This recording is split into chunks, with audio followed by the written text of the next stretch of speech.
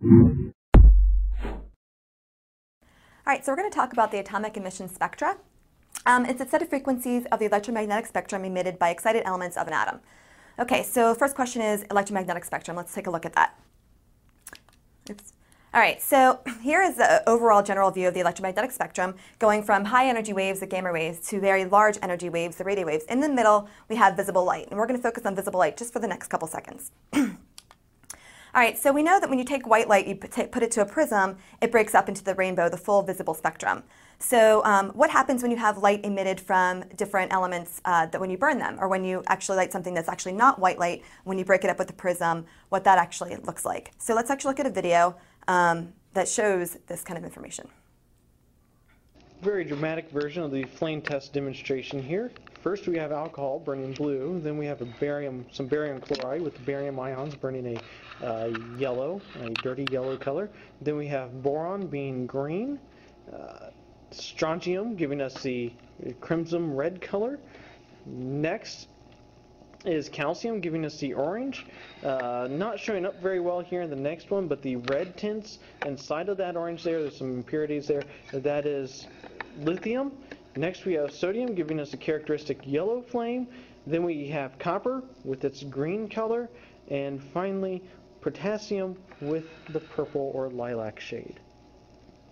All right, so if we took a prism to the flame tests from those elements being burned or those compounds being burned, instead of seeing the whole visible region like you do up here, you would see something broken up. So if you took a lithium light and broke it up, you would see just these bands within the electromagnetic spectrum. And notice each element has its unique spectrum that it's going to emit. So these are actually what we call fingerprints of each element. We can actually determine, taking a light and putting a prism up to it, or what we also call diffraction grading, up to the light, we can actually break it up and tell what element is actually being excited or put energy in.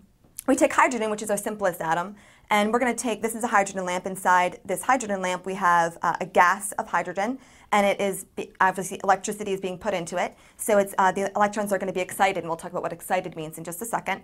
And if we put a prism or a diffraction grating up to this light, we're going to get a unique spectrum with these 5 bands of light, one red, one teal colored, and a few purple and blue. All right, so what exactly is happening and why is this happening? Okay, if we go over here, ground state element and a ground state electron, or sorry, a ground state picture of hydrogen, the electron is in its lowest orbital, in this case n equals 1. And if you pump energy into it, this electron is going to get what we call excited, and it's going to go up to higher energy levels, as you can see over here. So we're going to put energy into it, whether it be like through electricity or through fire or through whatever type of energy that you want to put into it. That electron is going to bounce up. Okay, so this electron is going to bounce up to higher energy levels. Even though those energy levels are not necessarily occupied, they are present in every single atom. So it's going to bounce up, and we call this the excited state. We've excited now the atom. The atom then is going to release the energy, so it's getting up there, it's getting excited, then energy is going to be released, and it's going to go back down to a lower energy state.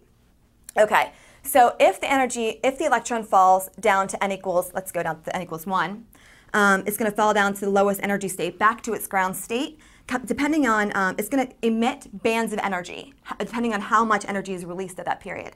So if it goes down, it's going to release UV rays. We can't see those. We're going to call that series the Lyman series. It's going to emit like certain energies of UV rays. If it goes to n equals 2, goes down to the second energy level, not quite down to the ground state yet, but almost there, it's going to release the visible region, which is what we saw in the slide. That we kind of call that the Balmer series, which we had like 5, I think, bands of light that we saw. The last one is going to go down, if it goes down to n equals 3, that's going to emit IR rays, infrared rays, and then we're going to call that the Passion series. So what is this used for? Why is this helpful? Well, basically, you can take all this information and get the spectrum, and each spectrum is unique for each element. So then you can figure out, for example, fireworks, they give off the green and blues and the pinks and beautiful things, and what elements are going to release those colors in the air. You can use this information. Also, if you were to look in like a telescope into outer space, and you have information, you collect light from a certain region, you actually break up that light and determine what elements are out there. So that's pretty much atomic emission spectra.